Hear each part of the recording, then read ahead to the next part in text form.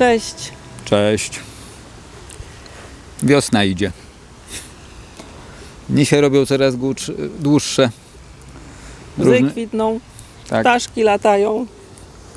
No, kreciki wychodzą. Ogólnie rzecz biorąc, wszystko co głupie, świeże i nieopierzone budzi się do życia. I próbuje swoją przygodę rozpocząć. No dobra. A my tutaj o sprawach... starych dziejach. I o sprawach ważnych i filozoficzno-egzystencjalnych. No dobrze. Ale żeby nie było tak najgorzej, żeby było trochę luźno i z wiosną, Lem. Stanisław Lem. Tak. Dzienniki gwiazdowe i Jątichy. Jest tam bardzo fajna opowiastka. Jedna z wielu. Tak, z której się zaśmiewałam zawsze. I Jątichy wpadł w jakąś burzę czasową.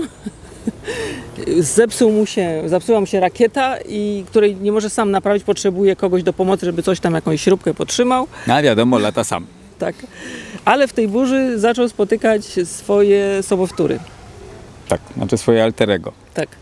Znaczy nie, to nie był alterego. To był on, tylko z innego dnia tygodnia. Tak, to z innego dnia tygodnia. No dobrze. To jest, nie będziemy opowiadać Lema, można znaleźć tą opowiastkę, tak dobrze to na pewno nie opowiemy. No poza tym była też sfilmowana.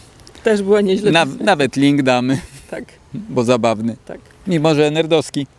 Tak. Filmik krótki. Trzyma. Ale to opowiastka, bajka i tak dalej. Ale mamy takie dwie książki jako dzisiejszą tajną broń, albo bardzo oficjalną. W każdym razie, tu cytat. Aha, teraz autor tych książek. To jest Oliver Sacks.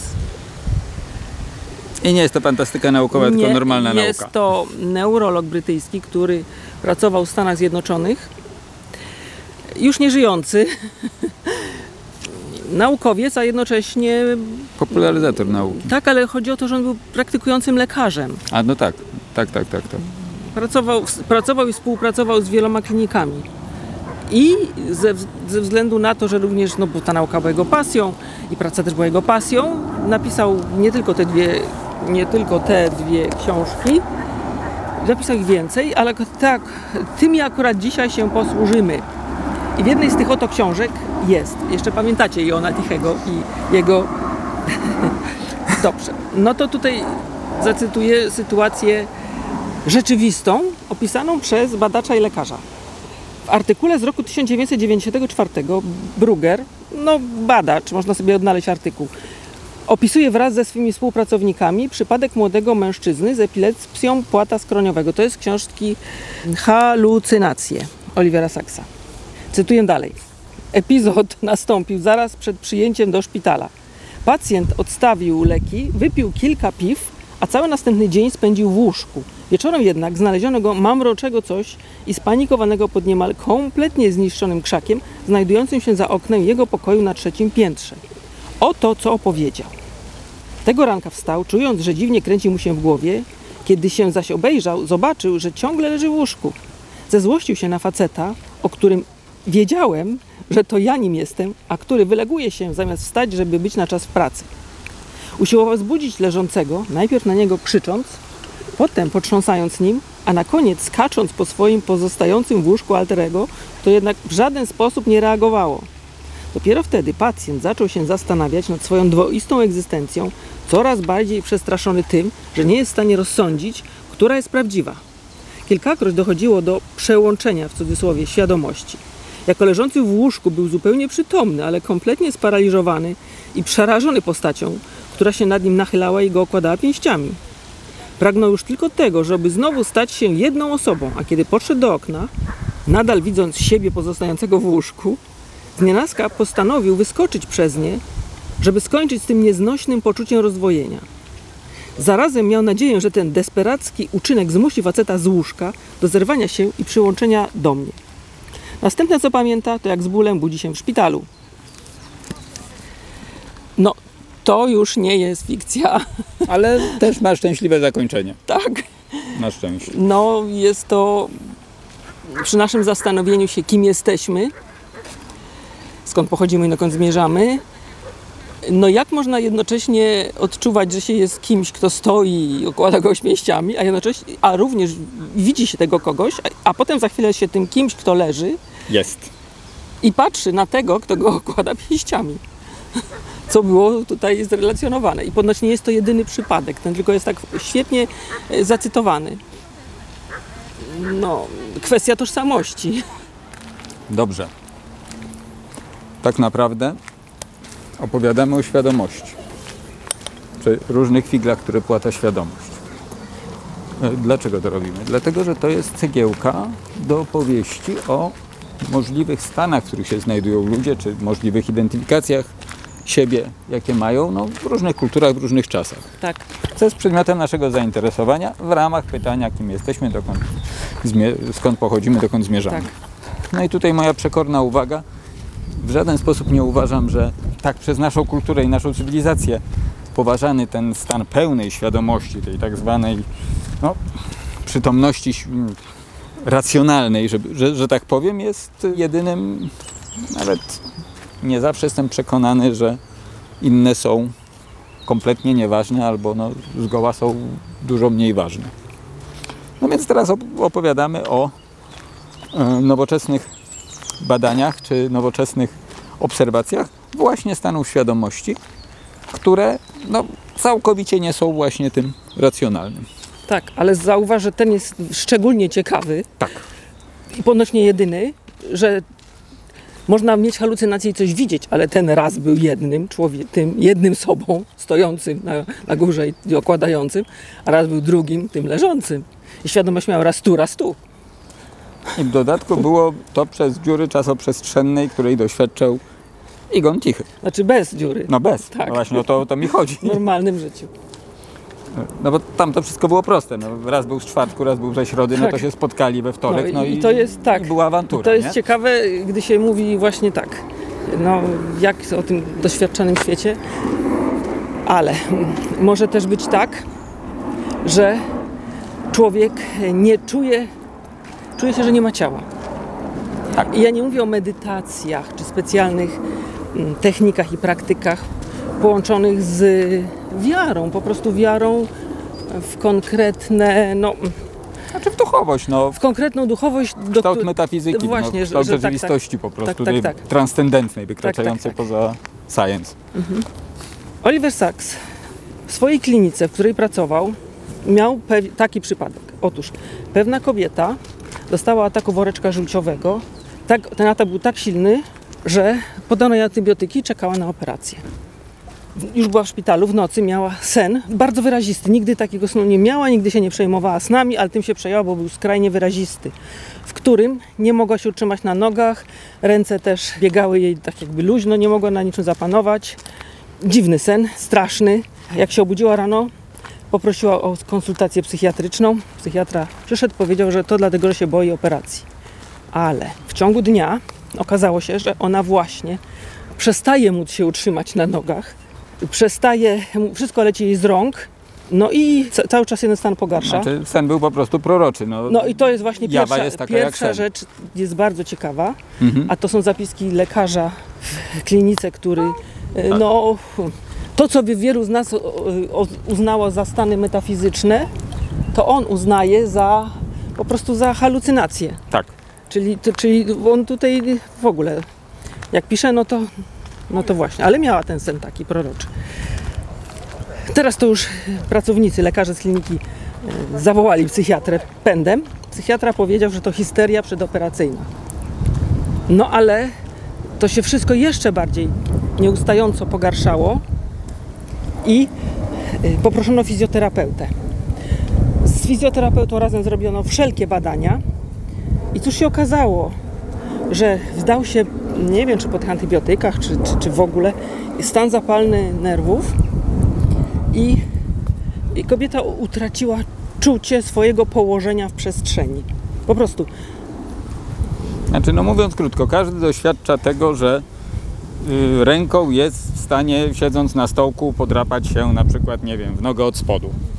Albo w piętę, albo cokolwiek, prawda? I wie, gdzie tam się... Gdzie jest pięta, gdzie jest ręka i jak jest ułożona. Tak. A ona po prostu przestała to wiedzieć. Przestała to wiedzieć. Ona się mogła ruszyć, na przykład nogą, jak spojrzała na tą nogę. Tak. Bo wtedy wiedziała, gdzie jest ręką, noga. Czy ruszyć się, bo wiedziała, gdzie jest ta ręka. Tak jakby najpierw musiała znaleźć tą rękę czy nogę. Czyli po prostu inne ośrodki No jej przejęły odczucie było sterowanie. takie, tak, jakby ciałem. nie miała ciała, jej odczucie było. Jakby ona nie Znaczy nie czuła go. Nie czuła go, nie było, czuła wnętrze, ale jakby, no mi to trudno sobie wyobrazić, tak? Każdemu pewnie trudno sobie wyobrazić, ale no nie czuła, tak jakby, nie, no czuła się bezcieleśnie. Wyleczono stan zapalny, ale ten brak czucia jej pozostał. Nauczyła się żyć po prostu w ten sposób, że musiała zawsze spojrzeć na rękę, nogę, na cokolwiek, żeby móc funkcjonować. No właśnie. To jest kolejna rzecz. Też gdzieś tam w tyle głowy są kultury pierwotne, być może dawne, bo cały czas staramy się w ogóle zrozumieć tych naszych pradawnych ludzi u początków, którzy wydaje się, że byli trochę inaczej osadzeni. No już ta kobieta jest natychmiast inaczej osadzona, bo nie czuje, że ma ciało. Znaczy, no, nie czuje się w ciele. Tak, nie czuje się w ciele.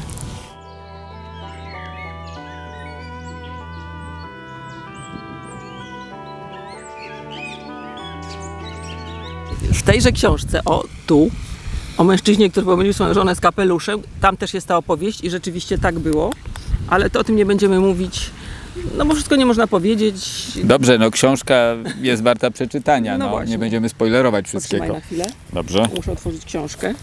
Jest opowieść o pewnej pani, która przyszła do kliniki, pani Natasza K. Będzie frywolna opowieść. Tak, była kobietą około 90.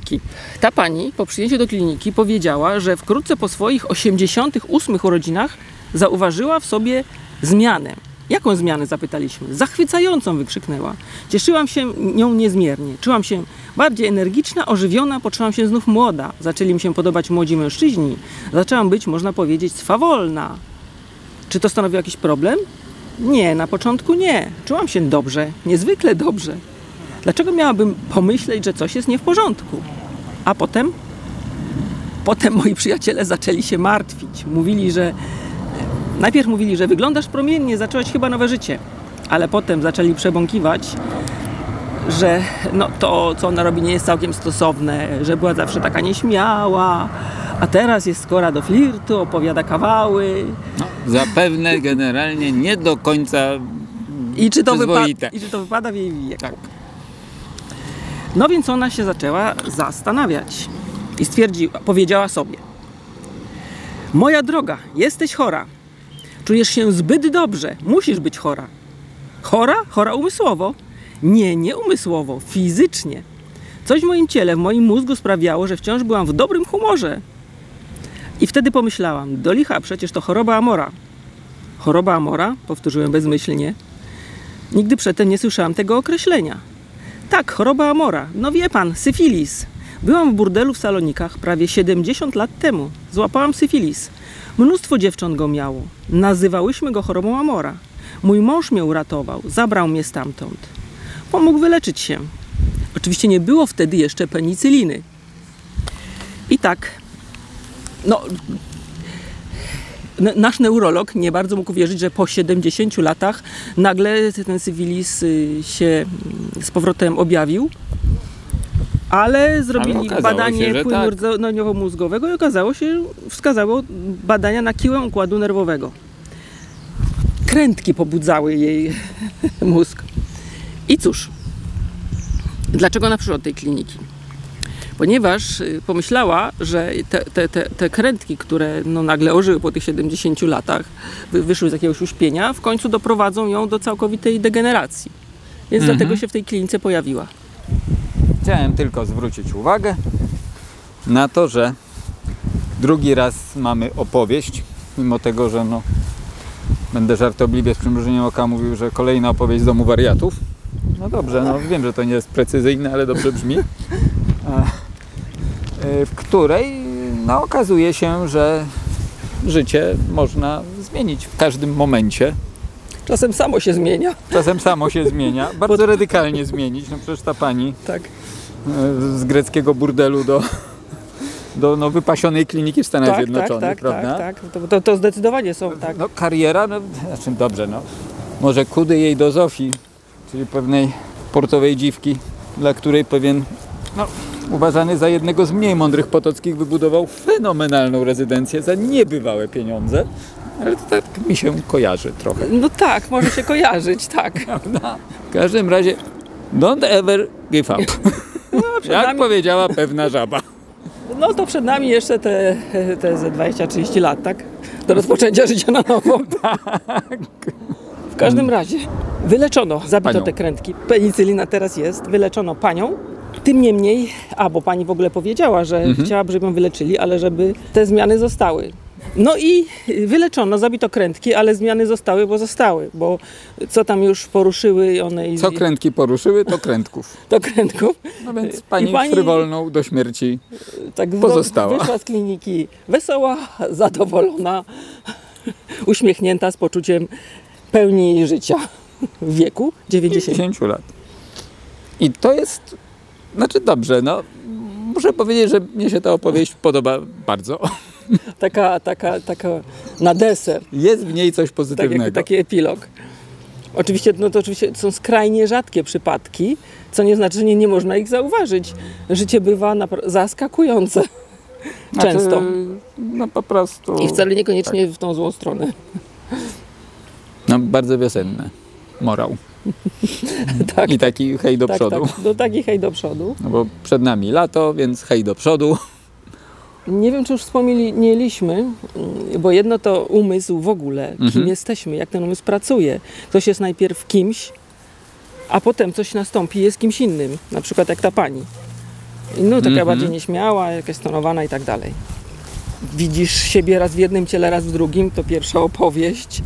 Nie czujesz ciała nagle, wszystko się dzieje no normalnie jak zawsze, a nagle bach, coś i nie czuje kobieta do końca życia swojego ciała.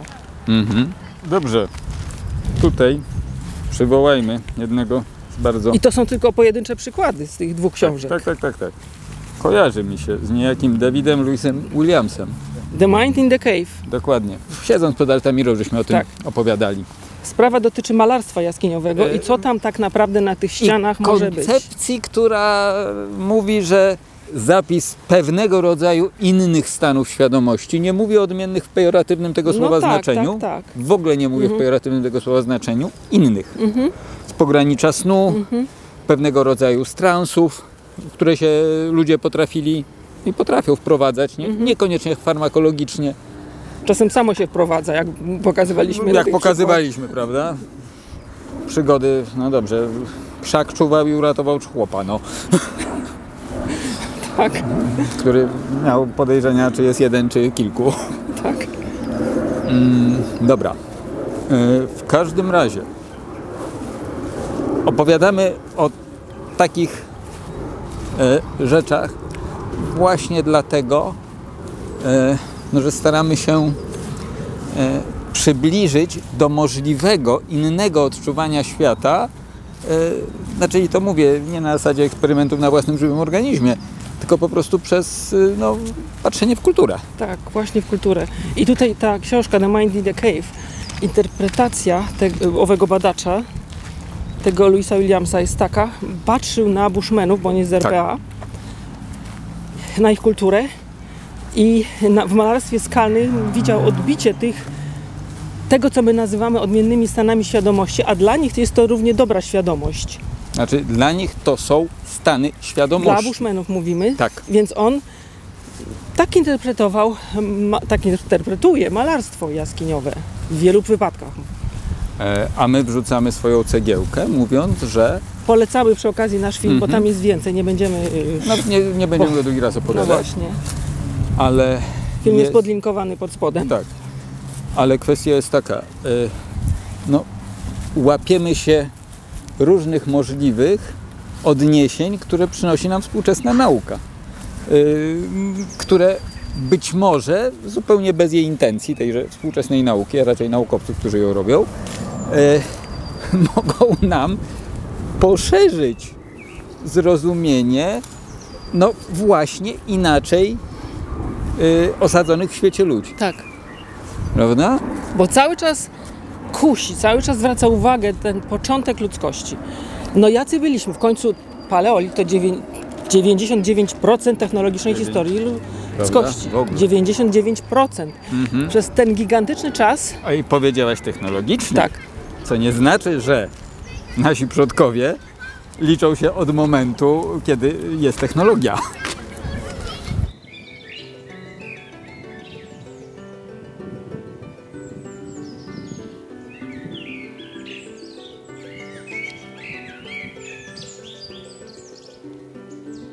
Kim jesteśmy my jako ludzie? I co tak naprawdę widzimy wokół? Są badacze, którzy twierdzą, że żyjemy w wiecznej halucynacji, my ludzie. Wiemy tylko to, co nam pokazują zmysły. Obecnie wierzymy tylko w pewien rodzaj odbierania świata, ten tak zwany racjonalny. Ale czy zawsze tak było? No niekoniecznie. W naszym ukochanym paleolicie mogło być całkowicie inaczej. No to prawda. W dodatku ciągle nie mogę się oprzeć wrażeniu, że kulturowo czy cywilizacyjnie, no mówię o świecie zachodnim, ciągle tkwimy tak naprawdę w oświeceniu o zgrozo. Gdzieś tam blisko kolegi Kartezjusza, który... Wszystko jest mechanizmem. Nawet nie o to chodzi, ale chodzi o to, no myślę, że więc jestem. Tak. Prawda? To znaczy mi chodzi o ten aspekt w tym momencie tego oświecenia. Tak. Nie o Kartezjusza i tak dalej, tylko na zasadzie, że o naszym człowieczeństwie, o nas świadczy to, jacyśmy to świadomi, jak racjonalni i jak prawidłowo odbieramy i postrzegamy rzeczywistość. Już Grecy wiedzieli, że to jest nieprawda. I dawali temu wyraz w filozofii swojej. I czy przez te 99% historii, technologicznej historii ludzkości, czyli paleolit, też tak było? I dlaczego uważamy, że... Lepiej. W ogóle nie negowano racjonalności doświadczenia, tylko sposoby świadomości, rodzaje świadomości razem różne budowały. No, dobrze, no powtarzam za tym, co żeśmy opowiadali pod Altamirą. No i za Williamsem po prostu. No bo on był wtedy jako uzupełnienie podstawą. Zajrzyjcie tam. Ale... Znaczy do tego filmu naszego podlinkowanego. I znowu, no jeżeli w badaniach nowoczesnej nauki, twardego science, w naukach przyrodniczych trafiamy na pewnego rodzaju od drugiej strony, od kuchni, podchodzenie do podobnych wniosków. Prawda? Dobrze, tutaj mamy ludzi, którzy, będę mówił żartobliwie, trafili do domu wariatów. Mówisz żartobliwie, ale przerwę ci, ale Oliver Sacks właśnie w książce Halucynacje pisze, że to nie są wariaci. Właśnie cały rzecz na tym polega. Właśnie. Ja mówię żartobliwie, czy troszeczkę ironicznie, pokazując właśnie ten dystans między naszą percepcją, czy naszym takim zaszufladkowaniem, zapudełkowaniem tej ludzkiej percepcji. Chodzi mi o to, że jak tylko coś nie jest racjonalne, to do domu wariatów. No a on mówi, że można mieć halucynacje i być całkowicie zdrowym psychicznie. Właśnie. Na koniec, dykteryjka. Czasami masz migrenę. To powiedz, skąd pewien pan wiedział, że będzie miał migrenę. A tak, w książce też jest, ja nie mam takich objawów, ja mam tylko... To nie o Justynie. I nie o... Też mam, ale... Migreny tak klasyczne, pod Hildegardę. Tak, właśnie, pod Hildegardę. A pewien pan wiedział, że nadchodzi migrena po tym, że zawsze jak się zbliżała, to widział włas, który się otwiera i wychodzi z niego robotnik. Znaczy z chodnika, z ziemi. No widział tam włas na tym chodniku i wychodzi robotnik z tego chodnika, z tego włazu, który tam właśnie widział, w białym kasku z flagą Stanów Zjednoczonych. Potem migrena murowana. Też właśnie wspomniane, medycznie wspomniane. Chyba to jest dobry moment, żeby się pożegnać. Tak, a więc dziękujemy za oglądanie i do następnego razu. Bywajcie, cześć. Cześć. To chyba możemy sobie pójść. No to chyba sobie idziemy.